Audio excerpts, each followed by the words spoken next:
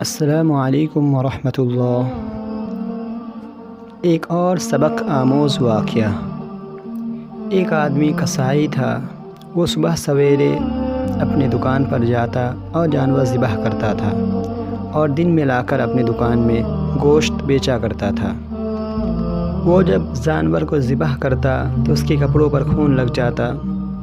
وہ جب اپنے گھر واپس آتا تو اسی خون آلود کپڑے میں واپس آتا اور گھر آنے کے بعد پھر اپنے کپڑوں کو بدلتا تھا۔ ایک رات جب وہ جانوروں کو ذبح کر کے واپس آ رہا تھا، رات کا اندھیرا تھا، وہ ایک جگہ سے گزر رہا تھا تو ایک بندہ شور مچاتے ہوئے آیا اور اس کو پکڑ لیا۔ جب پکڑ لیا تو اس نے دیکھا کہ اس کے جسم سے خون بہہ رہا ہے تو وہ حیران ہوا اور اتنے میں اس بندے کی جان نکل گئی۔ دیکھا کہ اس کے جسم میں ایک چھری تھی جو کسی نے اس کو بھونک دی تھی۔ اب وہ جو قتل کرنے والا تھا وہ تو بھاگ گیا اور رات کا اندھیرا تھا تو مقتول نے سمجھا کہ اس نے اسے قتل کیا ہے۔ پھر جب اس کی وفات ہو گئی تو اتنے میں لوگ آ گئے تو لوگوں نے مقتول کو بھی دیکھا اور اس کسائی کو بھی دیکھا کہ اس کے کپڑوں میں خون کے دھبے پڑے ہوئے ہیں، تو لوگوں نے اسے پکڑ لیا کہ تم نے اسے قتل کیا ہے۔ چنانچہ قاضی کے پاس مقدمہ گیا۔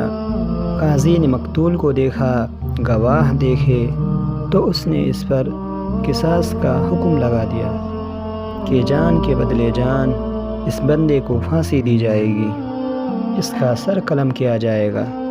چنانچہ جب سر قلم کرنے کے لیے اس بندے کو مجمع کے سامنے لایا گیا تو اس وقت کسائی کی آنکھوں میں آنسو آ گئے۔ تو جو لانے والا پولیس آفیسر تھا اس نے اس سے پوچھا کہ تم کیوں رو رہے ہو؟ تمہیں اپنے جرم پر ندامت ہو رہی ہے؟ اس نے کہا کہ ندامت تو ہو رہی ہے، لیکن میں اس بندے کا قاتل نہیں ہوں جس کی وجہ سے مجھے سزا دی جا رہی ہے، میں کسی اور کا قاتل ہوں۔ تو پولیس آفیسر نے کہا تمہاری سٹوری کیا ہے؟ تو اس نے اپنی سٹوری سنائی۔ میری جوانی کی عمر تھی، میں اس زمانے میں کشتی چلاتا تھا اور ایک بڑا دریا تھا، لوگوں کو ایک کنارے سے دوسرے کنارے پر لے جاتا تھا۔ ایک دن ایک عورت اور اس کی بیٹی میرے ساتھ کشتی پر سوار ہوئی۔ میں نے لڑکی کو دیکھا تو وہ بہت خوبصورت چاند کا ٹکڑا تھی، میرا دل اس پر فریفتہ ہو گیا۔ میں نے اس سے اشاروں میں باتیں شروع کر دی۔ لڑکی نے دیکھا کہ یہ نوجوان مجھ میں انٹرسٹ لے رہا ہے تو اس نے بھی مجھ سے اشاروں میں باتیں کیا، حتیٰ کہ ہمارے درمیان ایک تعلق ایک دوسرے سے ہو گیا۔ مگر لڑکی نے کہہ دیا کہ میں نکاح کے بغیر آپ کے قریب نہیں آؤں گی، آپ اگر مجھے اتنا چاہتے ہیں تو میرے والد سے بات کریں۔ لگتا تھا وہ بہت نیک، تقیہ، نقیہ، پاک دامنہ لڑکی تھی۔ کہنے لگا کہ میں 1 سال اس کی محبت میں تڑپتا رہا۔ بالآخر میں نے اس کے باپ سے نکاح کا پیغام بھیجا تو والد نے کہا کہ نہیں، میری بیٹی بہت خوبصورت، نیک ہے، تمہارے پاس نہ علم ہے اور نہ نیکی ہے، تمہارا تو جوڑ نہیں بنتا۔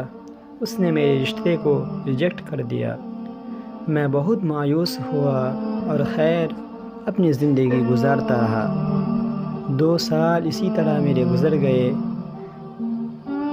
میں پھر ایک دن اپنی کشتی لے کر جا رہا تھا کہ ایک عورت آئی اور اس کے پاس 1 سال کا ایک بیٹا بھی تھا اور وہ کشتی پر بیٹھ گئی۔ جب میں نے کشتی چلانا شروع کیا اور غور کیا تو میں نے دیکھا کہ وہ وہی لڑکی تھی جس کو میں نے اپنی محبوبہ بنایا تھا۔ 1 سال جس کی محبت میں پاگل ہوا تھا۔ میں نے اس سے بات چیت شروع کر دی۔ وہ کہنے لگی کہ دیکھو، میرا نکاح ہو چکا، میرا خاوند ہے اور یہ میرا بیٹا ہے، میں اب آپ سے بات بھی نہیں کر سکتی۔ میں نے کہا کہ تم پہلے مجھ سے بات کرتی تھی۔ اس نے کہا کہ میں اس وقت کنواری تھی، رشتے کے لیے آپ نے میری طرف توجہ کی تو میں نے آپ کو گائیڈ کیا کہ میرے والد سے رابطہ کریں، چنانچہ اب تو یہ معاملہ اوور ہو چکا۔ میں نے اس سے کہا کہ نہیں، میں نے تمہیں بہت مس کیا، میں بہت تڑپا تمہارے لیے، راتوں کو روتا تھا۔ اس نے کہا اس وقت مجھے آپ سے کوئی بات نہیں کرنی، اس لیے کہ میں کسی کی امانت ہوں۔ میں نے اس کو بہت ہی فحش قسم کی باتیں سنا کر جذبات میں لانا چاہا، مگر وہ بالکل بت بن کر بیٹھی رہی۔ میرے دل میں گناہ کا خیال آیا۔ میں نے اس سے کہا کہ اچھا، یہ بچہ تو چھوٹا ہی ہے نا، تم اسی کشتی کے اندر اس وقت میرے قریب آؤ اور مجھے اپنی خواہش پوری کرنے دو۔ اس نے کہا دیکھو، اللہ سے ڈرو، میں کسی کی امانت ہوں، تم اس عہد کو مت توڑو۔ مگر میرے اوپر تو شہوت سوار تھی، میں درندہ بنا ہوا تھا۔ میں نے اس کو پہلے پیار محبت سے بہلانا پھسلانا چاہا۔ جب اس نے صاف انکار کر دیا تو اس وقت میں نے اس سے اس کا بیٹا چھین لیا۔ میں نے اسے دھمکایا کہ دیکھو، میں تمہارے بچے کو پانی کے اندر ڈال دوں گا۔ وہ رونے لگی۔ آخر کار ماں تھی کہ میرے بیٹے کو ایسا مت کرو۔ میں نے اس بچے کا سر پانی کے اندر الٹا کر کے ڈالا تو بچہ تڑپنے لگا۔ میں اسے پھر اٹھا لیتا اور میں چاہتا تھا کہ یہ میری بات مان جائے۔ وہ روتی تو رہی مگر اس نے ہاں نہ کیا، حتیٰ کہ جب بار بار بچے کو پانی میں ڈالا تو وہ بچہ فوت ہو گیا۔ میں نے اس بچے کو پانی کے اندر پھینک دیا۔ اب وہ نوجوان لڑکی اکیلے تھی تو میں نے چاہا کہ میں زبردستی اس پر جو ہے کہ گناہ کروں۔ میں نے اس کی طرف ہاتھ بڑھایا۔ لڑکی نے اپنے زور کے مطابق اپنے آپ کو پیچھے ہٹایا، چنانچہ میں نے اس کے بالوں کو پکڑا، اس کو بے پردہ کر دیا۔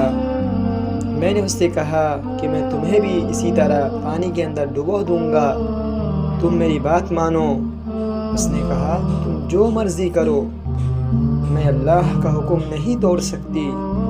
چنانچہ میں نے اس کے کپڑوں کو پھاڑ دیا، اس کے سینوں کو ننگا کر دیا۔ اب جب اس نے بالکل بھی میری بات نہیں مانی تو میرے دل میں خیال آیا کہ اس حالت میں اگر میں اسے چھوڑ دوں گا تو یہ بچے کے قتل کا مقدمہ بھی میرے نام کرے گی اور 10 دراجی کا بھی میرے اوپر مقدمہ ہو جائے گا، تو بہتر ہے کہ اس لڑکی کو بھی مار دیا جائے۔ پھر میرے اوپر ایسی درندگی طاری ہوئی کہ میں نے اس لڑکی کو دھکا دیا، وہ پانی کے اندر گر گئی۔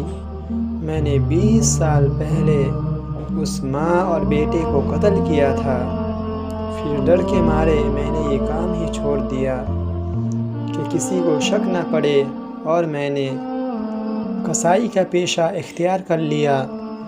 مگر اللہ کی لاٹھی بے آواز ہے۔ آج 20 سال گزرنے کے بعد ظاہر میں تو میں بے گناہ ہوں، بے قصور ہوں کہ اس آدمی کو میں نے قتل نہیں کیا، مگر اس قتل کے بدلے اللہ نے آج مجھے پھانسی کے تختے پر لا کھڑا کیا۔ سچ ہے کہ اللہ کی لاٹھی بے آواز ہوتی ہے۔